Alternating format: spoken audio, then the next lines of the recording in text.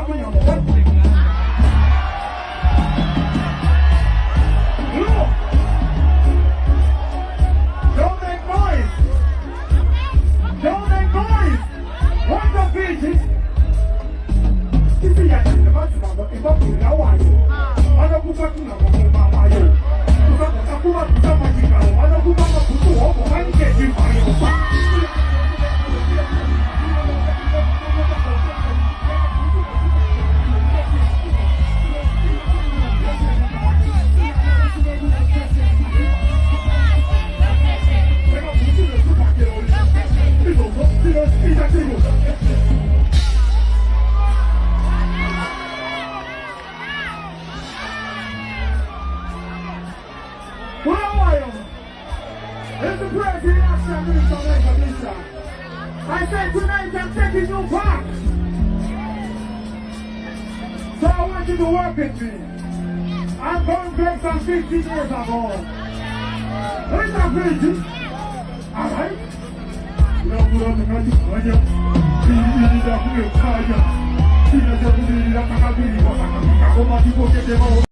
I'm sure machinzwira mega freestyle yataurwa naWinky D anga achinyomba seweekend timu yese yevarakashi ZANU-PF ari kudedzera kuti haungafanirwi kunge uine bhutsu dzakawandisa mumwe munhu achitambura muri mbavha.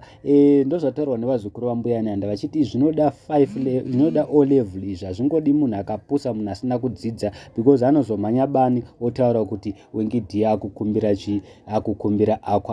mota kuna seweekend. Asi vazukuru vambuya Nyanda munovaziva, vanotaura avo ma5 cents ma6 cents avo pamusoro penyaya idzi. Aripo mumwe munhu avo akati 5 O level to understand, zvinoda O level to understand music yarasta chaivo. Iyi inonzi DC kwete zvezvo zvamutaura. Mumwe munhu akati all I can say is mukuru vari kuti haungaite bhutsu 5 mumwe asina toti takakomborerwa asi makadaiwo chichakadaro ichocho. Mumwe munhu akati Chivayo go and see Victor. Mumwe munhu akati handina kuti chi kana kuti chi but last statement raiswa vaChivayo iro. Mumwe munhu akati idisi iro. Mumwe munhu akati saka gafa rikanzi go and see Victor munoti kudi.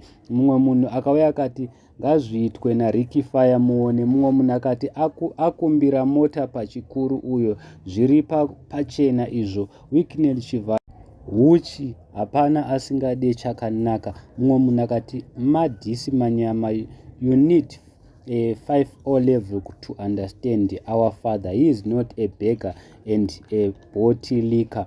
Mumwe munhu akati kana achida mota anotenga ega. Mumwe munhu akati go and take your aqua gafa. Mumwe munhu akati wotozonzwa mumwe achiti handina baba iye Winky D aripo. Mumwe munhu akati you aren't understanding ma-slow learners muri ma-postmen munobata later. Mumwe munhu akati lyric content yagafa inoda uine PhD degree. Mumwe munhu akati regai ati zvinoda 5 O level idisi iro, rambai muchiteerera. So guys, handizivi kuti munoti kudi. What are your thoughts on Winky D freestyle? Tachikumbira kuti mukomende down below mutiudzewo kuti munoti kudi. Asi isu seTFA Files tangoona kuti panapa ari kutuka ZANU-PF yese, timu yevarakashi, government yese, because iri kutambudza Zimbabwe.